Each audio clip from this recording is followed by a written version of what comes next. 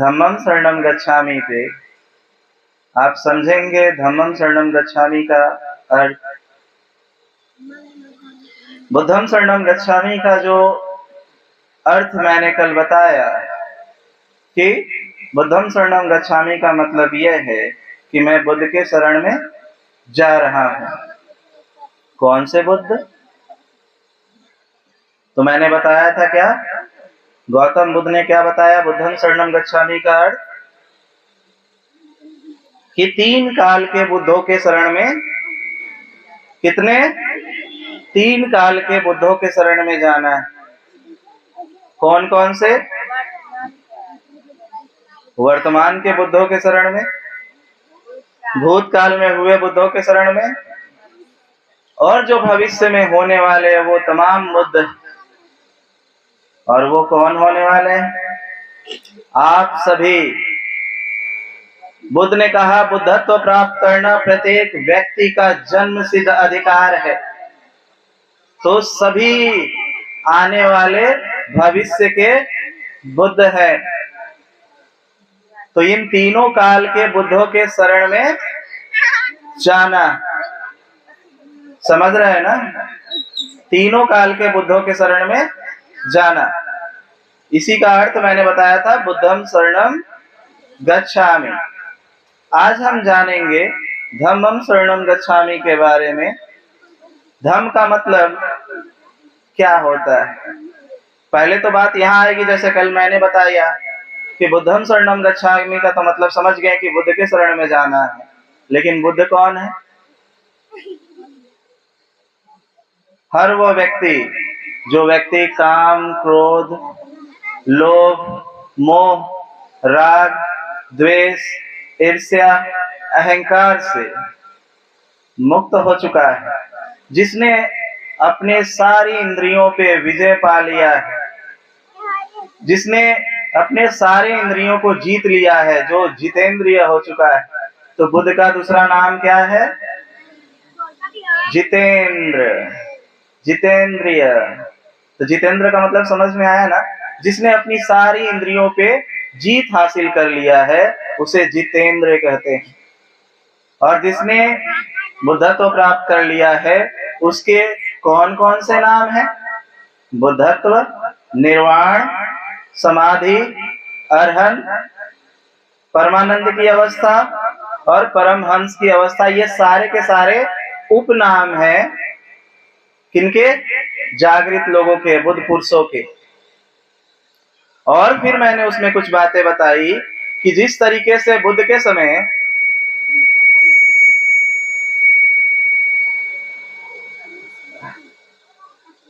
समय ये बातें बोली जाती थी कि बुद्धों की संगति करना, उसी तरीके से उसका आधुनिकरण शब्द कौन सा है? उसका आधुनिकरण शब्द कौन सा है? संतों की संगति करना। जब 11वीं सदी के बाद से ये शब्द प्रचलन में आया, कब से? कबीर और संत शिरोमणि रविदास के काल से ये शब्दों का चलन आया कि जब हम बुद्धों की संगति की बातें करते थे, वो आज 11वीं सदी के बाद से संतों की संगति करने की बातें आने लगी। तो वो आधुनिक स्वरूप क्या है? बुद्धं शरणं गच्छामि का बुद्ध के शरण में जाने की बातों का, बुद्धों की संगति करने के जगह पे कौन से शब्द आ गए?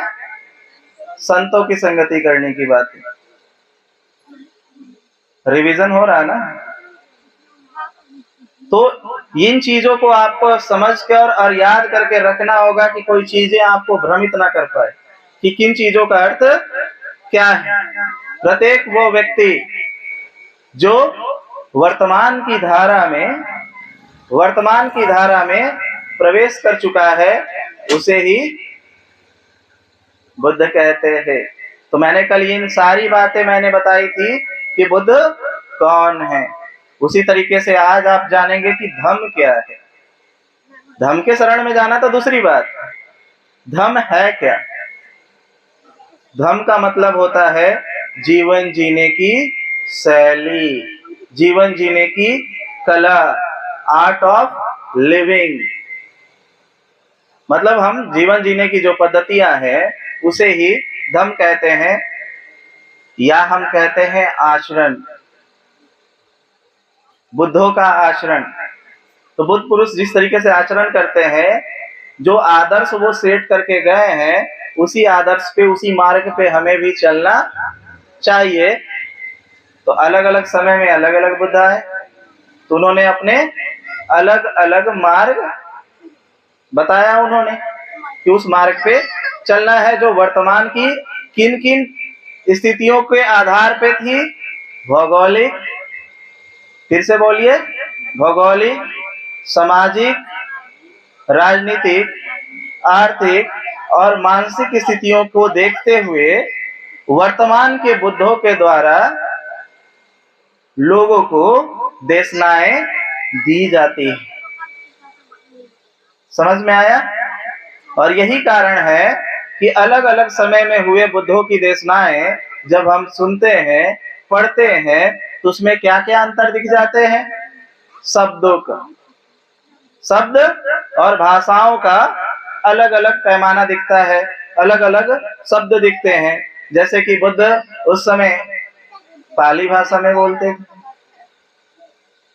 कौन सी भाषा? लेकिन खास करके बुद्ध ज्यादा प्रचलित हुए दूसरी वो भाषा बोल करके। पाली भाषा में त्रिपिटक लिखा गया, लेकिन बुद्ध अधिकतर जिन शब्दों का उपयोग किए थे, जिस भाषा का उपयोग किए थे, वो कौन सी थी? मैथिली। कौन सी? गांव के लोगों से संपर्क साधने के लिए उन्होंने मैथिली भाषा का उपयोग सबसे ज्यादा किया था, ताकि गांव गांव जाकर के लोगों से संपर्क साधा जा सके। तो उसी तरीके से धम्म, जो कि बुद्धों द्वारा बताए गए मार्ग को धम्म कहते हैं। धम्म क्या है? जिस तरीके से मैंने कल बताया कि गुरुत्वाकर्षण की खोज किसने की? न्यूटन ने किया। तो क्या न्यूटन से पहले गुरुत्वाकर्षण नहीं था? था। तो बुद्ध ने क्या किया? न्यूटन ने क्या किया?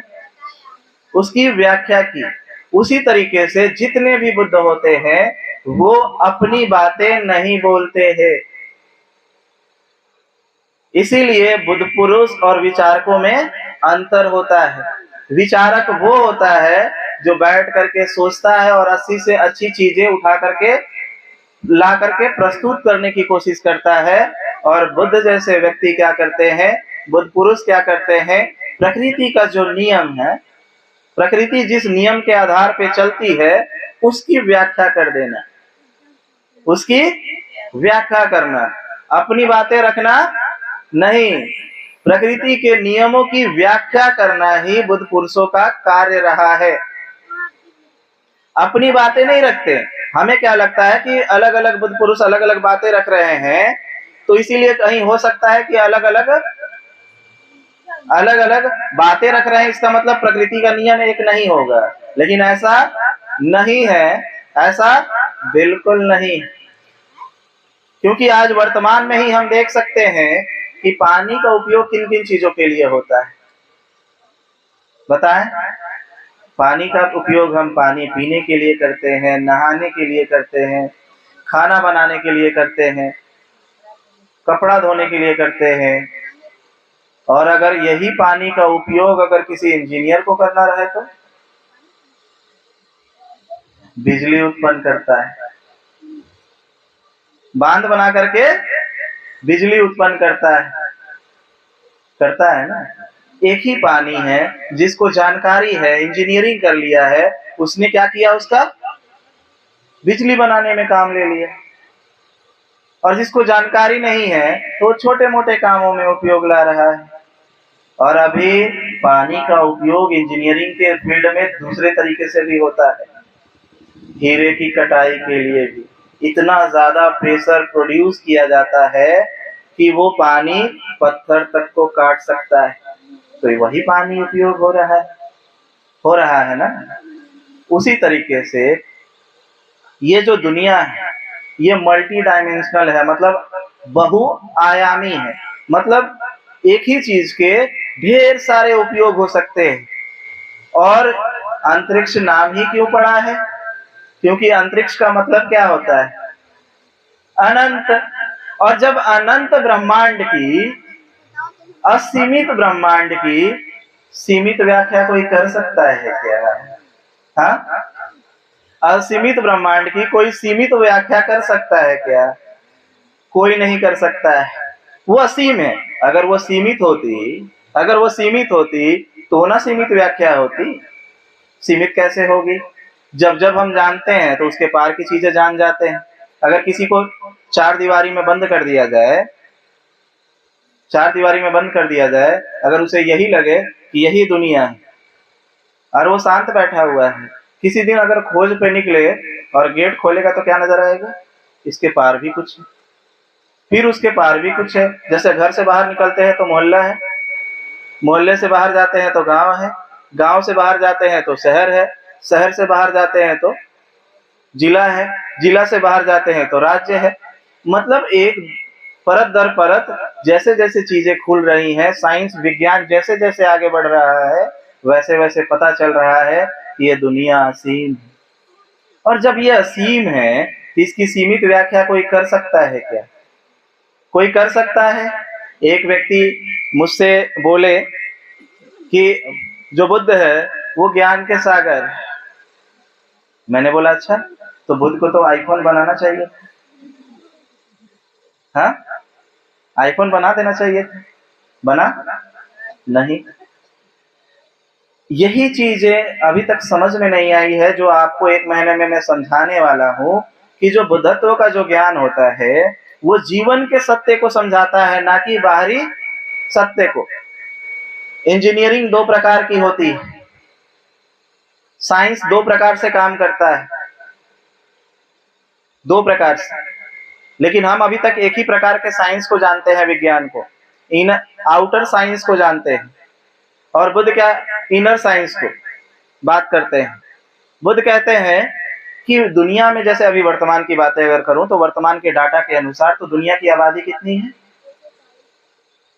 800 करोड़ है दुनिया की आबादी। भारत की नहीं पूछ रहा हूं, पूरी दुनिया की आबादी 800 करोड़ है। और मुझे अगर ह्यूमन बिहेवियर जानना हो, ह्यूमन बिहेवियर मतलब मानव का व्यवहार जानना हो, तो 800 करोड़ लोगों से मिलना होगा। 800 करोड़ लोगों से संभव है? नहीं है। बुद्ध कहते हैं अंदर उतरो और स्वयं को जांचो, जो तुम हो वही बाहर है। दैट्स इट, सॉल्व हो गया।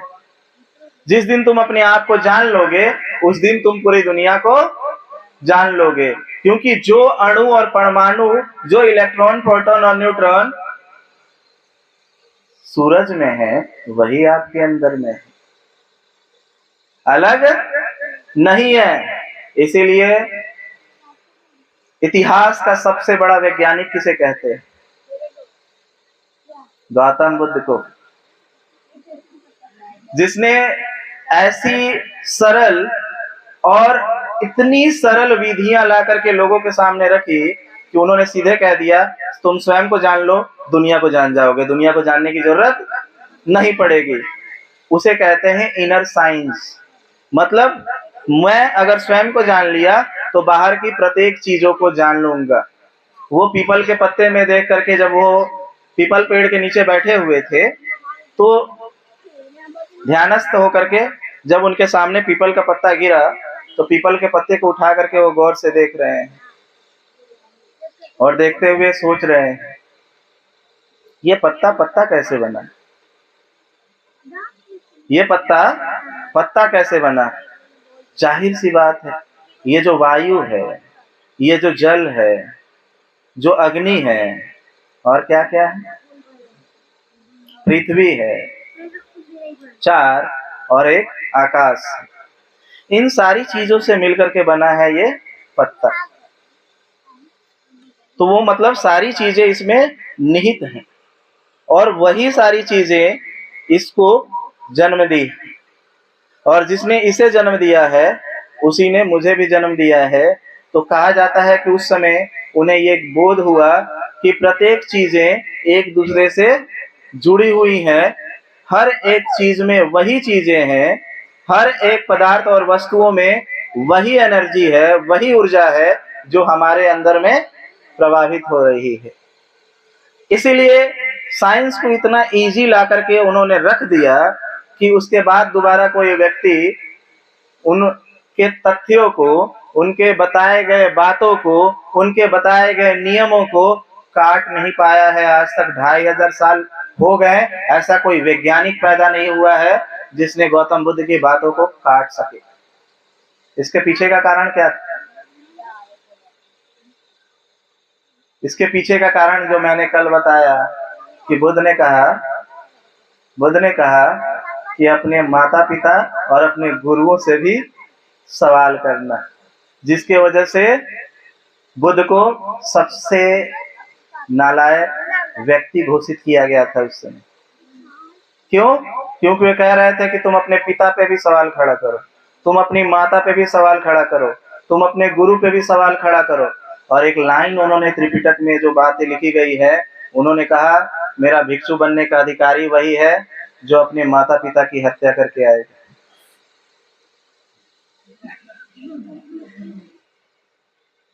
लोगों ने कहा क्या कह रहे हैं बुद्ध, आप अहिंसा परमो धर्म का उपदेश देने वाले, आप कह रहे हैं माता पिता की हत्या करके आने। ये बातें जानबूझ के कही थी ताकि लोग शॉक्ड हो। उन्होंने फिर आगे समझाया कि मैं जिस चीज की हत्या करने बोल रहा हूँ उसे समझो। और समझाने के लिए वो एक शब्द उपयोग किया करते थे अपने लोगों को, ए धम्मिको। लोगों को किस चीज से प्रबोधन करते थे? धम्मिको। जो धम्म को आचरण करने वाले जो लोग हैं उन्हें वो धम्मिको कहते थे, या जो आम लोग हैं उन्हें कहते थे साधक। तो ज्यादातर उनका उपयोग था धम्मिको, जो धम्म का पालन करने वाले लोग हैं। मतलब बड़ा खूबसूरत शब्द है ये धम्मिको, जो धम्म का पालन कर रहा है। अगर पालन नहीं कर रहा है तो लगता था अरे हमको तो बोल रहे हैं धम्मिको, धम्म का पालन करने वाला, हम तो चोरी करते हैं। नहीं नहीं नहीं, हम पकड़ा जाएंगे कहीं चोरी करते हुए तो इंसल्ट हो जाएगा लोगों के सामने कि हमको तो धम्मिको कहा गया था और हम चोरी को कर रहे हैं। तो हमको क्या करना है? धम्म के रास्ते पे आना है। तो बुद्ध की जो सिद्धांत है कि चोर को चोर ना कहो, उसको भी धम्मिको कहो। चोर को चोर ना कहो, उसको भी बोलो धम्मिको।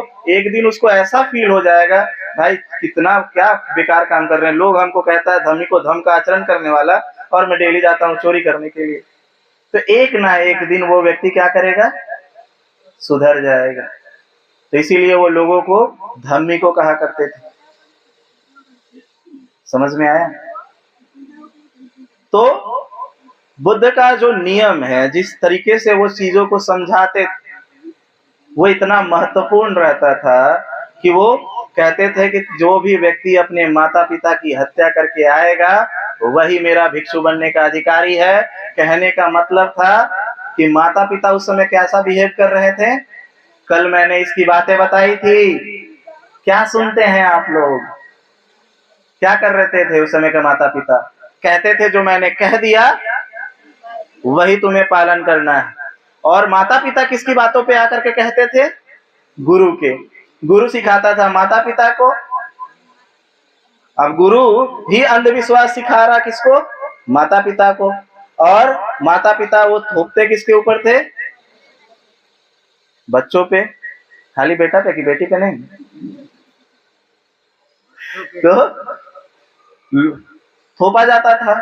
तो बुद्ध का कहना था कि मैं जो कह रहा हूं कि अपने माता पिता की हत्या करके आएगा वही मेरा भिक्षु बनने का अधिकारी है, इसका मतलब है कि तुम्हारे माँ बाप ने तुम्हें जो भी संस्कार दिए हैं उसको मार करके ही मेरे पास आना। बचपन से लेकर के अभी तक जितने भी संस्कार तुम्हें दिए हैं तुम्हारे माता पिता ने, वो सारे संस्कार बेकार हैं। वो सारे संस्कार विश्वास पे आधारित है। मतलब उन्होंने कह दिया और तुमने मान लिया। कल मैंने कब बताया ना एक कहानी, एक राजनेता की। फिर से बताऊं, कल भूल गए हैं आप लोग। एक राजनेता था, कुछ लोग आज नए हैं तो वो फिर से सुन लेंगे। एक राजनेता से उसके पुत्र ने पूछा कि पिताजी ये राजनीति क्या है? तो बेटे ने कहा, पिता ने कहा कि बेटा अभी पहले मैट्रिक कर ले, उसके बाद बताऊंगा। जब वो मैट्रिक करके आया तो बोला, पिताजी मैंने मैट्रिक कर लिया है, अब बताइए। तो उन्होंने कहा कि नहीं अभी पहले तुम 12 करके आओ, उसके बाद बताएंगे। जब वो 12 करके आया तो बोल रहा, पिताजी अब बताइए राजनीति क्या है? तो पिताजी कह रहे हैं कि नहीं पहले ग्रेजुएशन कर लो फिर बताएंगे। जब ग्रेजुएशन करके आया और बोला कि पिताजी अब बताइए, मैं ग्रेजुएशन कर लिया हूँ। तो पिता बोले कि बेटा छत पे चढ़। छत पे उसको चढ़ाया और बोला, बेटा ये जो दीवार है ना, इसके ऊपर खड़ा हो जा। तो खड़ा हो गया। पिता बोलते हैं कूद जा ऊपर से। तो बेटा कहता है, पिताजी गिरेंगे पैर हाथ टूट जाएगा, आप क्यों बोल रहे हैं इतना ऊंचा से कूदने के लिए? तो पिता बोलते हैं, बेटा कूदना, मैं नीचे हूं, तुम्हें पकड़ लूंगा। पक्का पिताजी? तो हाँ बेटा तुम कूद तो सही, मैं तुम्हें पकड़ लूंगा। बेटा कूदा और बाप हट गया, हाथ पैर टूट गया बेटे का। अब उसे स्ट्रेचर पे ले जाया जा रहा था और हॉस्पिटल के ऑपरेशन थिएटर में ले जाने से पहले बेटा रोका और पिता से पूछता है, पिताजी नहीं बताना था नहीं बताते, पैर हाथ काहे तोड़वा दिए? नहीं बताना था तो नहीं बताते, पैर हाथ काहे तोड़वा दिए? पिता कहता है, राजनीति यही है बेटा, बाप पे भी विश्वास मत करना। राजनीति यही है कि बाप पे भी विश्वास मत करना। इतना ज्यादा विश्वास गौतम बुद्ध से पहले के बुद्धों ने इतना ज्यादा विश्वास पैदा कर दिया था, विश्वास पैदा करने का काम किया। चूंकि समाज में अविश्वास था, उन्होंने विश्वास पैदा करने का काम किया और जो विश्वास पैदा करवाने का काम उनका सफल रहा और उनकी मृत्यु हुई।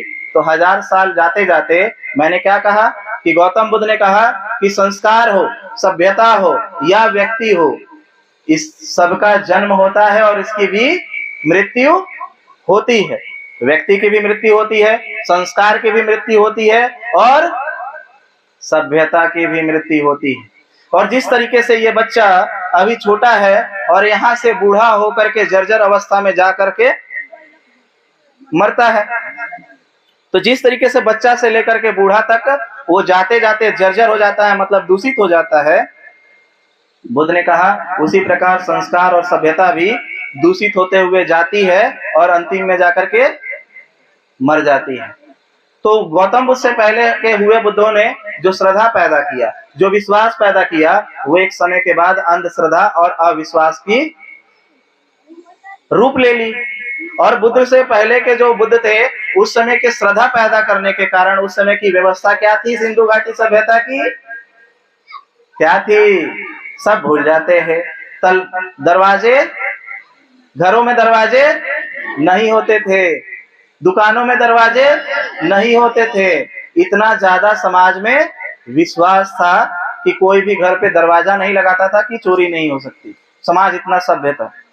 लेकिन धीरे धीरे उसका फायदा उठाने वाले लोग, भ्रष्ट भी तो लोग होते हैं समाज में, तो धीरे धीरे उन लोगों ने देखा कि लोग इतना ज्यादा विश्वासी है और उनसे पहले के बुद्धों ने माता पिता और गुरुओं के प्रति इतनी ज्यादा श्रद्धा पैदा कर दी है कि अब इसका गलत फायदा उठाया जाने लगा और गुरुओं ने भी गलत शिक्षा देनी शुरू कर दी, जिसके वजह से माता पिता भी गलत शिक्षा देने शुरू कर दिए और समाज में इतनी ज्यादा अंधश्रद्धा पैदा हुई कि गौतम बुद्ध को जब वो पैदा हुए और जब वो बुद्धत्व को प्राप्त किए तो उनको समाज में देखने को मिला कि वर्तमान की जो व्यवस्था है इसमें अति श्रद्धा, अति विश्वास और अंधविश्वास पैदा हो चुका है। तो एक अति से उठा करके फटक दिया किसा? आस्तिकता से उठा के कहां पटक दिया? नास्तिकता पे। अति विश्वास से उठा के कहां पटक दिया? पूरी तरीके से विश्वास करना ही नहीं है, अविश्वास पे ला करके रख दिया। अंधविश्वास से अविश्वास तक की गैपिंग लोगों में पैदा कर दी और जिसके कारण ही बुद्ध का विरोध हुआ था। किस कारण बुद्ध का विरोध हुआ था? लोगों में अविश्वास पैदा करवा दिए कि तुम अपने पिता माता पे भी विश्वास मत करना, अगर वो कुछ कहते हैं करने के लिए तो उनसे भी सवाल करो कि क्यों करने बोल रहे हैं। अगर गुरु भी कहता है सवाल करने तो उससे भी पूछो कि क्यों करना है। और यहाँ तक कि मैं स्वयं अगर कोई बातें तुमसे कहता हूं तो उसे भी मानना नहीं है। घड़ी डिटर्जेंट का क्या है, पहले इस्तेमाल करो और फिर विश्वास करो। तो बुद्ध कहते हैं मैंने जो सिद्धांत बताया है, मैंने जो मार्ग बताया है, उसके ऊपर चलो, उस पे चलो और देखो कि मेरा मार्ग सही है या नहीं है। सही लगे तो रखना और नहीं तो छोड़ देना। लेकिन आज तक एक भी ऐसा व्यक्ति नहीं हुआ है जो बुद्ध के मार्ग पे चला हो और पहुंचा ना। तो बुद्ध ने जो मार्ग बताए, जीवन जीने की कला बताई, तो ये कला किस अनुसार थी? भौतिक भौगोलिक स्थिति के अनुसार। तो भारत की स्थिति क्या थी? यहाँ पे विभिन्न प्रकार के साग सब्जियां और फ्रूट्स फल सारे मिलते थे। इसीलिए बुद्ध के मार्ग में ज्यादातर शाकाहार था। लेकिन अगर यही बात अगर कोई व्यक्ति जो बुद्ध पुरुष पैदा हुआ हो रेगिस्तान में, तो उसकी शिक्षा में तो मांसाहार होगा ना। हाँ, उसकी शिक्षा में तो मांसाहार होगा ना, क्योंकि वहां ना साग सब्जियां है ना फल है। तो वो जब मार्ग बताएगा तो कौन सा मार्ग बताएगा? मांसाहार। जाहिर सी बात है, या तो वहां खजूर पाए जाते हैं, अंगूर पाए जाते हैं। तो अब लोग कहते हैं अरे देखो उस देश में शराब पीने की प्रथा थी। शराब पीने की प्रथा नहीं थी, अंगूर सड़ जाता था तो अंगूर को सड़ने से पहले ही उसके तोड़ना और उसका रस निकाल के रख लेते थे। उसी को दाक कहते थे। दाक क्या कहते थे? दाक। शरबत उसे कहा जाता था वहां पे। जब वो शरबत को लकड़ी में लंबे समय के लिए छोड़ दिया जाता है तब जाकर के वो क्या बनता है? शराब बनता है। उससे पहले उसे दाक कहा जाता था। तो अंगूर तोड़ा और उसे तुरंत उसे निचोड़ करके उसका रस को डब्बे में रख देते थे, क्योंकि अंगूर को सीधे रखेंगे तो वो तो खराब हो जाएगा। तो लोगों को लगता है कि दूसरे देशों में पैदा हुए बुद्ध मांसाहार की बातें कर रहे हैं, शराब की बातें कर रहे हैं, ये कौन सा धर्म है? तो हर अलग अलग भौगोलिक स्थिति के अनुसार उसका बदलाव दिखेगा या नहीं दिखेगा? दिखेगा ना, दिखेगा ना। और जो ठंडे देशों में है वो स्वेटर पहनेंगे, जो गर्म देशों में है वो शरीर ढकेंगे। और यहाँ पे तो सारे, यहाँ पे ठंड में भी स्वेटर, गर्मी में ऐसे नॉर्मल जैसे अभी बैठे हुए हैं, और बरसात में तो बैठते ही नहीं यहाँ पे। तो यहाँ के जो बुद्ध पैदा होंगे वो यहाँ के अनुसार, अपनी भौगोलिक स्थिति के अनुसार वो बातों को रखेंगे, और जो जहाँ होंगे वो वहां के अनुसार रखेंगे। इसीलिए बुद्ध ने ये बातें जानते थे, ये बातें वो जानते थे।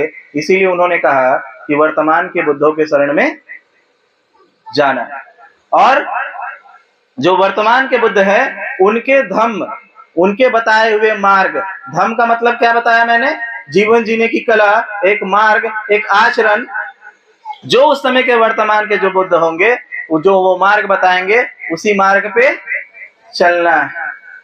अब अलग अलग बुद्धों, अलग अलग समय के जो बुद्ध है उनके मार्ग अलग अलग थे। गुरु नानक साहब जब पैदा हुए तो उस समय अलग व्यवस्था थी। उन्होंने देखा कि मुगल भी थे और इधर में लड़ाइयां भी लड़नी थी। मुगल भी थे, इधर जातिवाद भी था और लड़ाइयां भी लड़नी थी। तो उनके जब आप धर्म को देखेंगे तो उनका धर्म हिंसा पे आधारित है।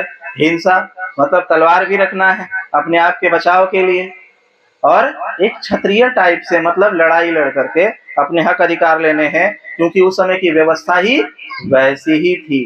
क्योंकि उस समय मारकाट ज्यादा चलता था, और जो पंजाब है वो हमेशा से ही कौन सा एरिया रहा है? हमेशा से ही युद्ध का क्षेत्र रहा है। तो वैसे जगह पे पैदा होने वाला बुद्ध उसी टाइप के होंगे। जैसे वर्तमान में जब देखते हैं तो केरल की व्यवस्था और यहाँ की व्यवस्था में अंतर नजर आता है। केरल में शिक्षा का स्तर बहुत ज्यादा है। क्या कारण है? क्या कारण है? जो लोग कंपटीशन की तैयारी करते होंगे उनको पढ़ा होगा उन लोगों ने। जब मैं रेलवे की क्लास में था तो मैंने पढ़ा, तो शायद आप लोगों से पूछता हूँ, नहीं होगा तो फिर बताता हूँ। पता है किसी को केरल में शिक्षा का स्तर इतना ज्यादा क्यों है? केरल में शिक्षा का स्तर इतना ज्यादा यूं है क्योंकि वो युद्ध से हमेशा दूर रहा है। वहां युद्ध कभी नहीं हुआ, ये युद्ध क्षेत्र नहीं है, बॉर्डर एरिया नहीं है। जितने भी बॉर्डर एरिया है वहां हमेशा से ही युद्ध होता रहा है, और इसलिए वहां के लोग शिक्षा के स्तर में उतना ऊंचे नहीं है जितना कि केरल के। वो केरल युद्ध क्षेत्र कभी रहा ही नहीं है, और इस कारण से वहां का जो स्तर है शिक्षा का वो हाई, वहां का वो माहौल ही उस तरीके का है। तो जो धम है अगर उस जगह पे पैदा होने वाला व्यक्ति ऐसा होता तो क्या करता? शिक्षा के ऊपर बातें रखते। तो हर एक अलग अलग समय में जो बुद्ध हुए उन्होंने अलग अलग मार्गों को बताया उसकी सुविधा के अनुसार। अगर यहाँ पे उपज होती है चावल की और मैं कह दूं ज्यादा गेहूं खाने के लिए, तो अगर यहाँ उपज होती है चावल की, अगर मैं गेहूं खाने बोल दूं तो नहीं, यहाँ उपज ही नहीं होती है ना। मैंने कहा अगर यहाँ उपज होती है चावल की और मैं गेहूं खाने के लिए बोलूं तो आप मेरे मार्ग पे चलेंगे? नहीं। तो मुझे इस स्थिति को देख करके कि इस स्थिति में यहाँ पे कौन सी चीजों की उपज है उसी के अनुसार तो मार्ग बताएंगे ना।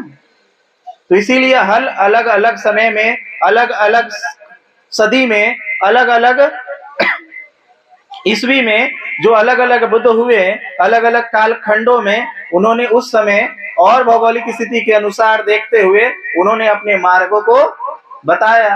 अब मैं जबरदस्ती कह दूं कि जिस खेत में चावल उगता है वहां जाकर के जबरदस्ती गेहूं उगेगा? नहीं। तो सबसे अच्छा व्यक्ति कौन है? जो परिस्थितियों के अनुसार, भौगोलिक स्थिति के अनुसार, परिस्थितियों के अनुसार किसी भी चीज को कार्य करने का अनुमति प्रदान करता है, जो कार्य करने की बातें करता है। जहां पे अगर तलवार का काम है, अगर हम वहां सुई का काम करवाने की कोशिश करें तो हाँ नहीं ना। और जहां सुई का काम है,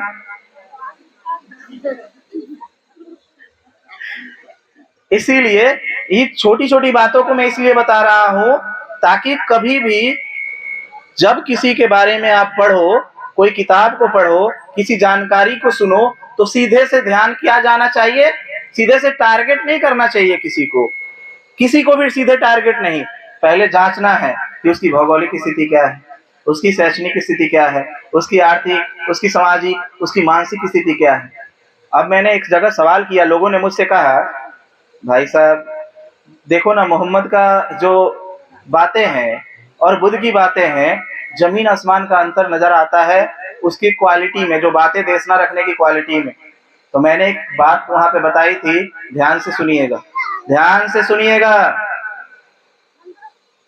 इस बच्चे से जब मुझे बात करना हो, इन बच्चे से जब मुझे बात करना हो तो किस भाषा में बात करेंगे? जाकर के उनसे हम डॉक्टरी का लाइन की बातें करें? अगर मैं डॉक्टर हूं तो डॉक्टर की बातें इनसे करेंगे? समझ में आएगा? नर्सरी क्लास के बच्चे के पास जाकर डॉक्टरी की बातें करेंगे? लेकिन अगर आप मेरे विरोधी हो, मान लो कि आप सभी मेरे विरोधी हो और अब मेरा विरोध करना चाहते हो, और जब मैं इस बच्चे से बात कर रहा हूं और उस समय इसे ABCD में बात कर रहे हैं, तो लोग कहेंगे देख इसके पास ज्ञानवान कुछ नहीं है, बड़ा ज्ञानी बन रहा था, बड़ा अपने आप को डॉक्टर कह रहा था और ABCD बोल रहा है। मैं ABCD अपने कारण बोल रहा हूँ कि सामने की परिस्थिति को देख करके बोल रहा है? हाँ? और दूसरी घटना फिर क्या होती है, जब एप्पल ABCD पढ़ने वाला व्यक्ति जब देखता है कि मैं आपको बोल रहा हूं कि सुबह सुबह एप्पल खाना सेहत के लिए फायदेमंद है, तो ये बच्चा क्या कहेगा? देखो तो बड़ा ज्ञानी बनता है और इसको ABCD भी नहीं आता है। हाँ? हमारा जो ABCD पढ़े हैं, हमारी टीचर ABCD पढ़ाई है, तो A के बाद B आता है और A के बाद P लगा रहा है। हाँ? मेरी जो टीचर ने पढ़ाया है मुझे, तो ए के बाद क्या आता है, और ये हम बोल रहा है ए के बाद पी, और पी भी डबल लगा रहा है, ए पी पी, और फिर बोल रहा है एल।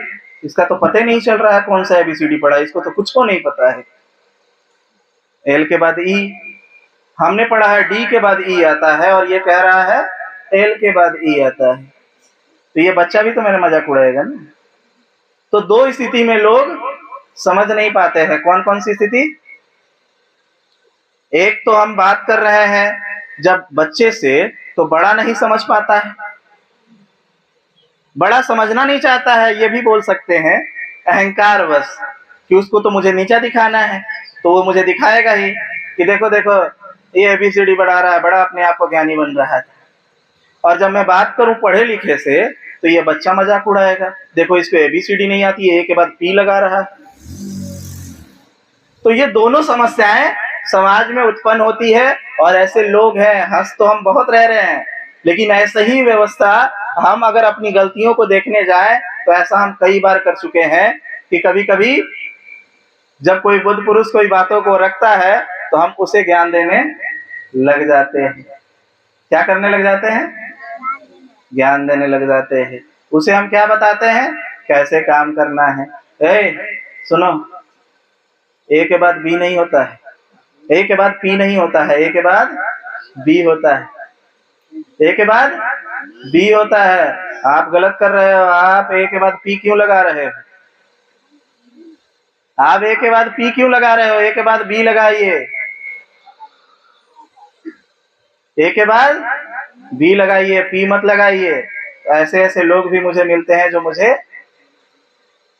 ये चीजें बोलते हैं, और वैसे लोग भी मुझे मिलते हैं जो बोलते हैं बड़ा ज्ञानी बन रहे हो और चल रहे हो एबीसीडी की बातें कर रहे हो, थोड़ा हाई क्वालिटी की बातें करो। तो इस बच्चे से मैं कौन सी हाई क्वालिटी की बातें करूं? तो ये बात सिर्फ बच्चों की नहीं है, हर उस वर्ग और उस उम्र के लोगों के लिए है जो किसी भी चीजों को अपने नजर से देखने की कोशिश करते हैं। तो इसीलिए धम्म का क्या अर्थ है? धम्मम शरणम गच्छामि का क्या अर्थ है?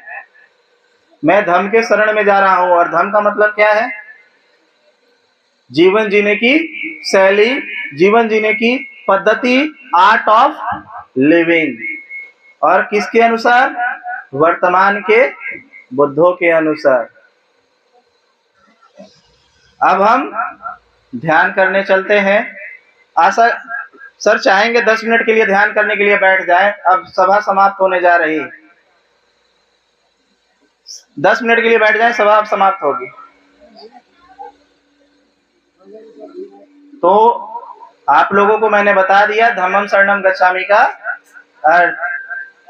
और अगर इसे ध्यान से फिर से किन्हीं को सुनना है, तो फिर से YouTube कल अपलोड होगा, इसे फिर से सुन लेंगे। आज का कल जो अपलोड वीडियो हुआ था बुद्धम शरणम गच्छामि का अर्थ, वो आज अपलोड हो चुका है, आज वाला कल अपलोड होगा।